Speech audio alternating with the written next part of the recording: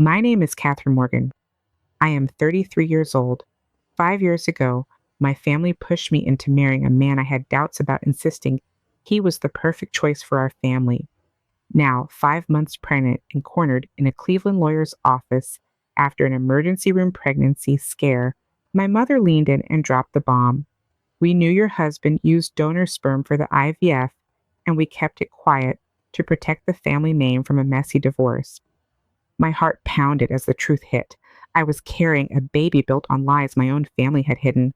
I vowed to end their emotional hold on me forever. If you have ever had your own family hide a secret this massive while pretending to love you, smash that like button and drop in the comments what your family tried to bury from you.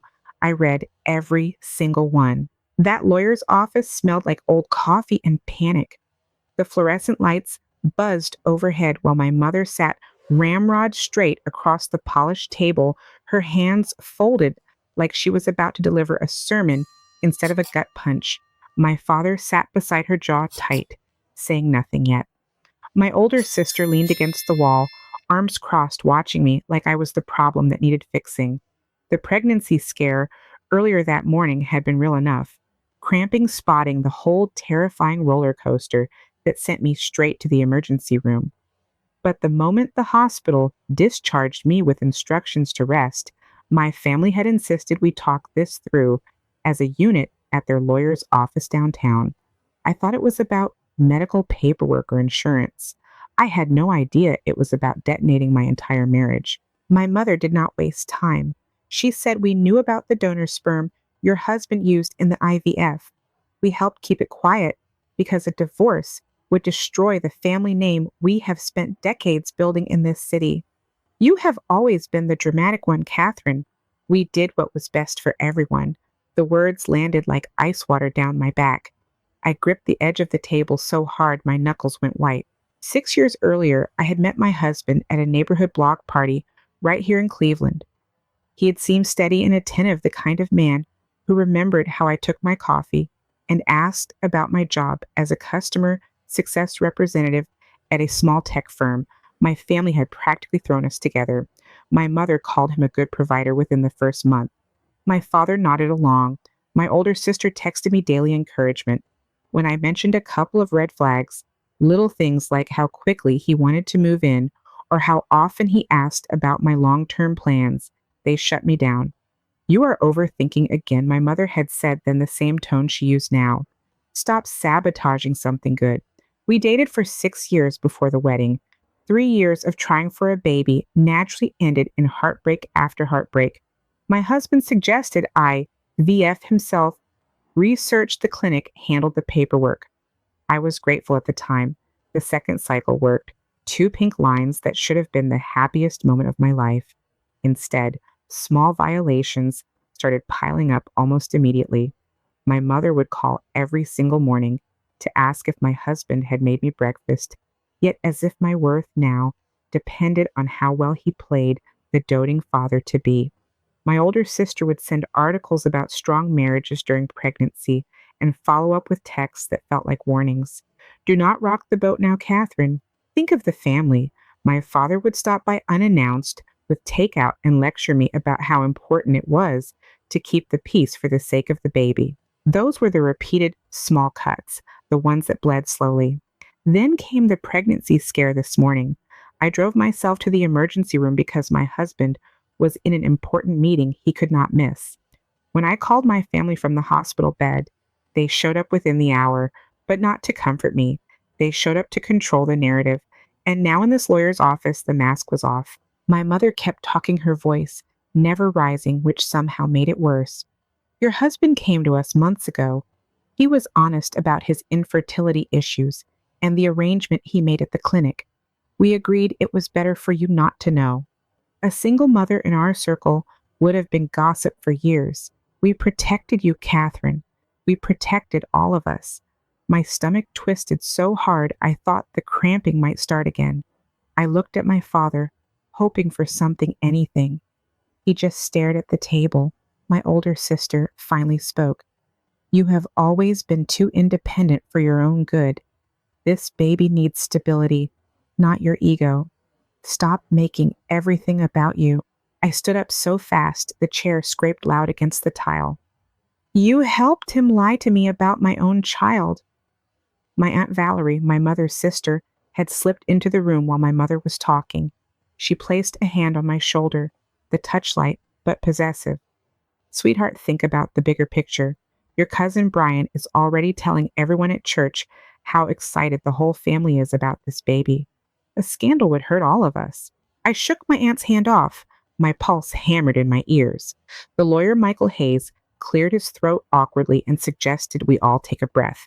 I did not want a breath. I wanted air that was not poisoned by their version of love. That night, I lay in bed next to my husband, pretending to sleep while my mind raced. He had no idea the family meeting had happened. My mother had warned me not to tell him yet. It would only upset him, she had said, as if his feelings mattered more than mine. Another small violation. Another reminder that my voice came last. The next morning, my best friend Jenna Harper called. I met her at a quiet coffee shop near my office, the one with the big windows overlooking Lake Erie. I spilled everything in the lawyer's office.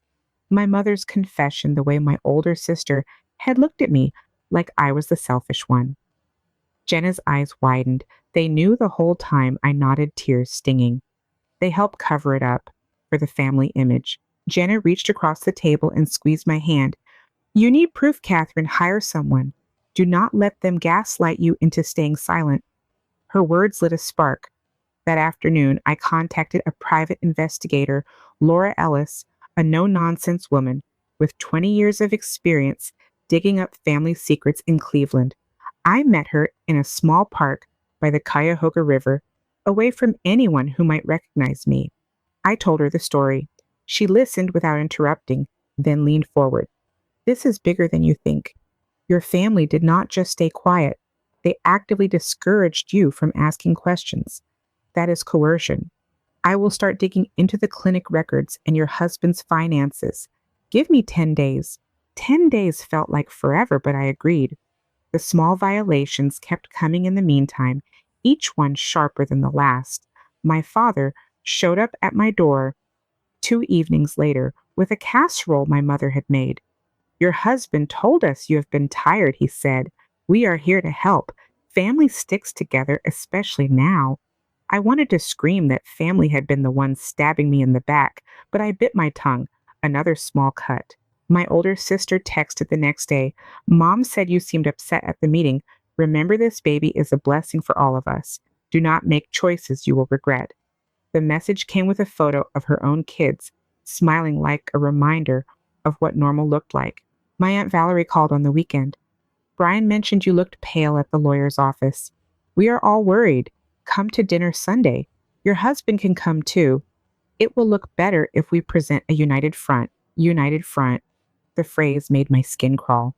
Every call, every text, every drop by visit chipped away at my resolve, reminding me that leaving would mean losing more than just a marriage. It would mean losing the only family I had ever known. I started sleeping less, eating less. Work became harder to focus on. My boss noticed I was distracted, but I brushed it off. I could not afford to lose my job on top of everything else. The baby kicked more frequently now, a tiny reminder that this child was innocent in all of this. I rested my hand on my belly and whispered promises I was not sure I could keep.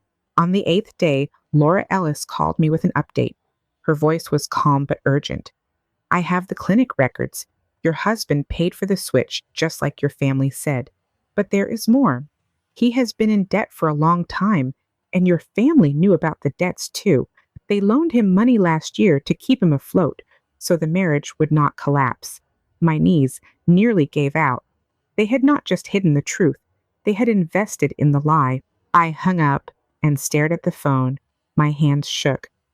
That night, my older sister showed up at my door, unannounced, holding a baby gift bag like a peace offering. Mom thought you might need this, she said, stepping inside without waiting for an invitation. You cannot keep isolating yourself, Catherine. It is not healthy for the baby or for the family. She set the bag on the counter and looked at me with the same pitying expression my mother had used in the lawyer's office. We only want what is best. You have always needed guidance. Let us help you through this." The words hung in the air like a threat wrapped in concern. I felt the walls of my own home closing in, the same home my husband and I had chosen, together the same home my family now treated like their territory. I did not answer her. Instead, I walked to the window and stared out at the Cleveland skyline, the lights of the city blurring through the tears I refused to let fall. My older sister kept talking, her voice soft but insistent, another small violation piling onto the mountain already crushing me. And then my phone buzzed with a text from my mother. "We are praying for you. Remember, family is forever." The message sat on the screen like a locked door. I knew right then the rebellion building inside me was going to cost me everything I had ever been taught to hold dear. But I also knew I could not keep swallowing their version of love. The next morning, my phone would not stop buzzing. My mother had already sent 3 texts before I even made it to the kitchen for coffee. "We are coming by after work to check on you and the baby. Do not argue. This is what family does." I stared at the screen until the words blurred my hand instinctively, resting on the small swell under my shirt. The baby kicked once soft and innocent, and for a second the anger in my chest felt too heavy to carry alone, but I knew better than to text back. Any reply would only invite another lecture about how I had always been the difficult one, the one who needed fixing. My husband walked in, rubbing his eyes still in the rumpled shirt he had worn to that so-called important meeting the day before.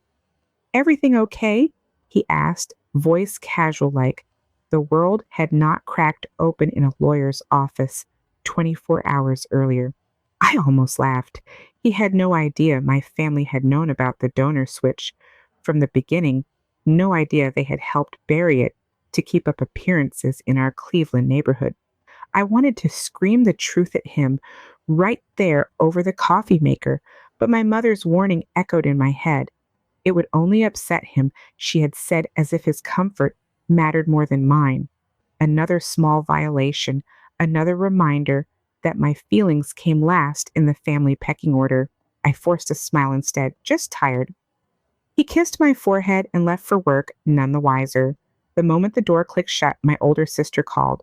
I let it ring twice before picking up, already bracing myself. "Mom told me you seemed off yesterday." She started, "No, hello." "No, how are you feeling after the emergency room? You cannot keep shutting us out, Catherine. The baby needs a village, not a single mom playing hero. We have been through this with you before. Remember, when you almost turned down that promotion because you wanted to find yourself. We stopped you then. We will stop you now if you start acting crazy again." Her words stung because they were true in the worst way. For years, my family had steered every big decision, framing it as love, while chipping away at any choice that did not fit their perfect picture. I muttered something noncommittal and hung up, but the call left me shaking. I drove to work on autopilot, the customer success meetings at the tech firm blurring together while my mind replayed every small cut from the last 6 years of marriage. The way my father would casually mention how lucky my husband was to have me as if I were the prize they had secured. The way my Aunt Valerie had once pulled me aside at a barbecue and whispered that I owed it to the family to make this marriage work no matter what. Even my cousin Brian had jumped in yesterday, texting the group chat pictures of baby clothes with the caption, "Morgan family growing strong." Every message, every visit, every pointed comment piled on like stones in my pockets, dragging me under. By lunch, I could not take the silence anymore.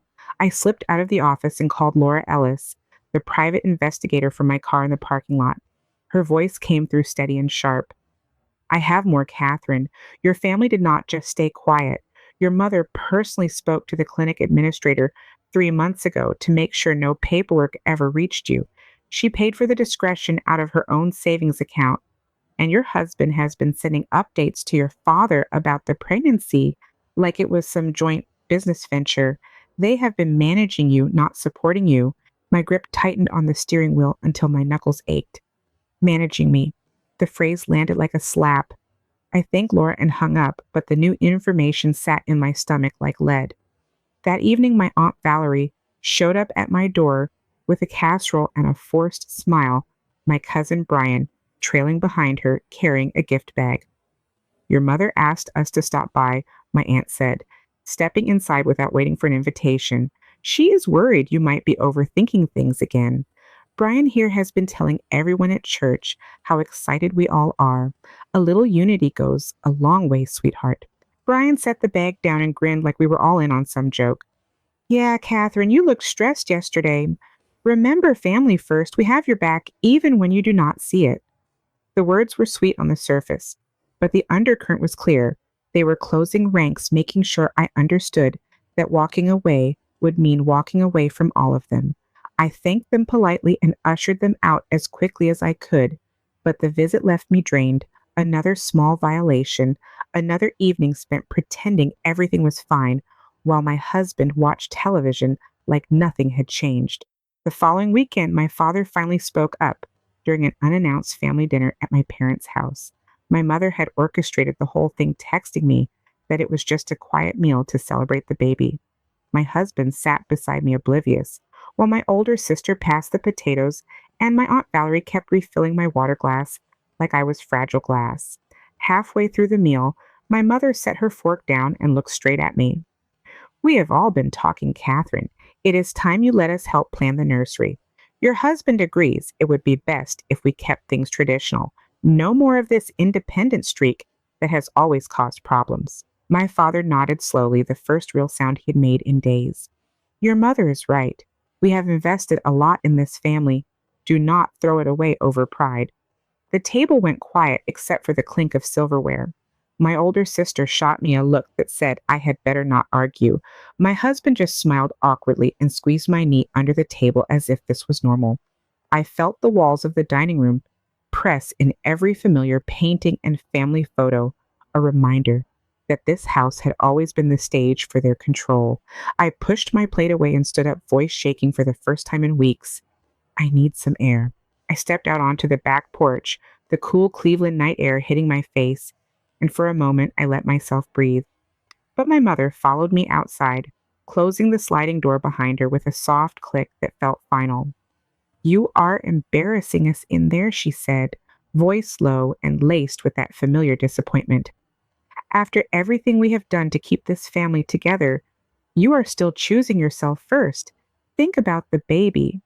Think about what people will say if you walk away now. Her words cut deeper than any argument we had ever had. I stared at her, the woman who had raised me, and saw the calculation in her eyes. This was not love. This was ownership. I opened my mouth to answer, but my phone vibrated in my pocket. A text from Laura Ellis lit up the screen. Urgent. Clinic records show your mother signed off on the donor payment herself. Call me immediately. I looked up at my mother, the message burning in my hand like evidence I could no longer ignore. The rebellion I had been swallowing for weeks surged forward hot and unstoppable. But before I could speak, my older sister opened the door behind us, her voice carrying out into the night. Mom, is everything okay out here? We're all waiting. The moment stretched heavy with everything unsaid, and I realized the next words out of my mouth would change everything. My family was not going to let go easily, and the cost of breaking free was already stacking higher than I had imagined. The porch light flickered above us as my mother stood there, arms crossed, waiting for me to break. I looked her straight in the eye and said the words I had been swallowing for weeks. You paid for the lie yourself. You did not just know. You helped buy my silence. My mother's face did not flinch. Instead, she let out a short, sharp laugh that cut through the darkness like a blade. And you think that makes you the victim here, Catherine, after everything we have poured into this family. Your husband came to us broken, terrified you would leave and drag our name through the mud.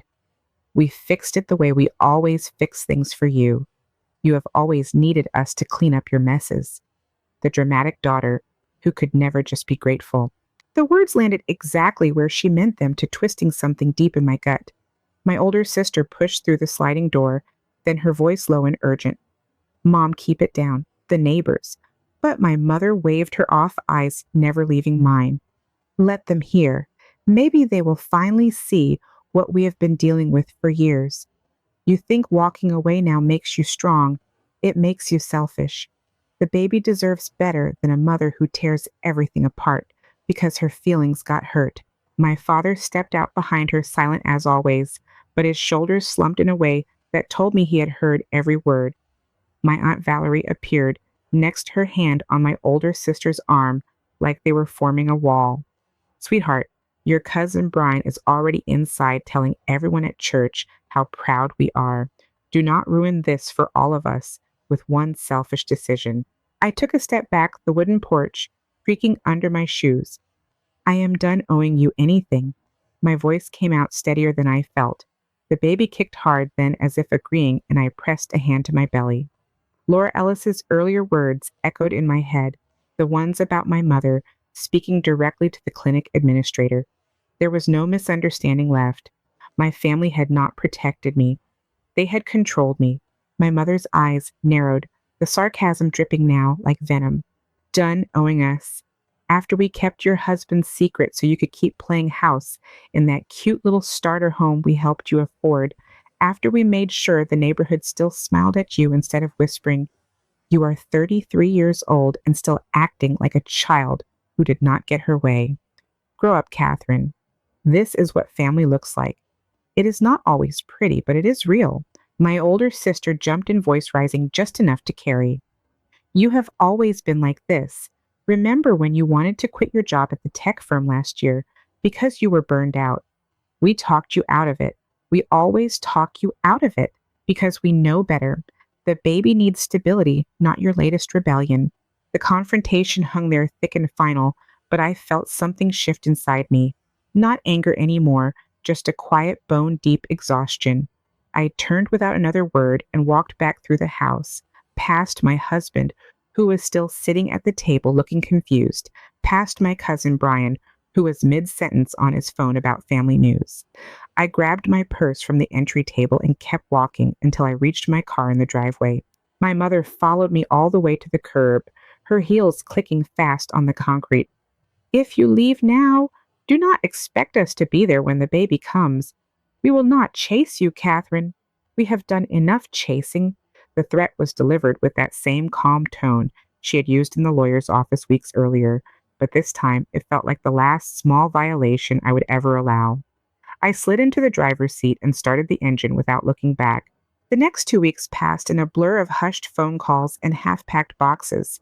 I met Laura Ellis one final time in a quiet corner booth at a diner near the lake. She slid a thick envelope across the table. Everything is in there.